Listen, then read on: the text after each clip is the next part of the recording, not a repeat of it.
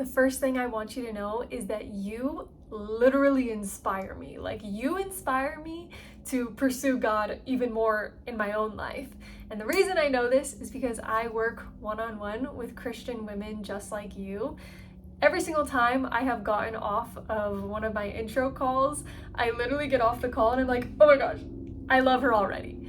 And my heart feels so full. I love what I get to do, the women that I get to work with. And it's because you guys inspire me. Your heart for God is beautiful, and you are in such a good place to have a longing for more of Jesus. You want to be a woman who is spiritually mature, who knows the Word of God like the back of her hand. You want to be a woman who prays fervently. But maybe there's something keeping you stuck. And what I often find with my clients is the first thing that we are solving for is just being consistent with Jesus, right? Having that daily discipline of reading your word, praying, worshiping, and bringing your worship before the Lord, right? And so that's the first thing I want you to solve for, okay? If you're longing for more of Jesus, the first thing you need to solve for is whatever it is that is keeping you from spending time with Jesus every single day. Solve that problem. The second thing that I want you to do, that again I often find with my clients, is that then there's usually something emotional that is keeping them stuck. And so sometimes that looks like shame, that can look like, not being willing to give God control of your life, right? Like, what if God asks me to do something that I don't want to do? That's a real question. Or maybe it's feeling like, is God even good? Or is he really listening to me? Or how do I, receive his love when I can't even see him? Or how can I hear God's voice? Like, all those things, those are real questions, but don't allow it to keep you stuck.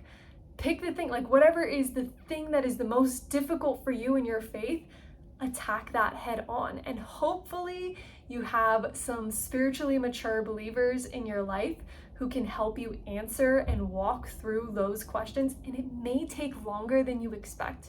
It may take weeks for you to truly answer and come to peace with the answer of that question.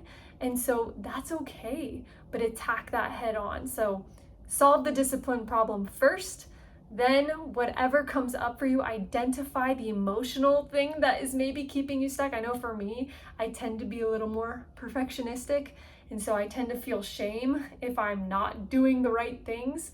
And I have to work through that, right? I have to be like, okay, God, I'm not gonna be perfect. You be the judge. I'm not even the judge here. And God's the judge, and literally he died on the cross for my sins so that I could be free in him and not have to live in condemnation, right? So I constantly have to remind myself of that, even as someone who's been walking with Jesus for a long time. But because I know it's my pitfall, I can redirect myself often when it comes up. And so you gotta find that emotional thing for you, or just whatever that is for you. And then you just keep living it out, keep walking it out. And from there, then it's like, then it's just fun. Then it's just doing life with God, right? Learning new things in the Bible, all of those things. But solve those things first.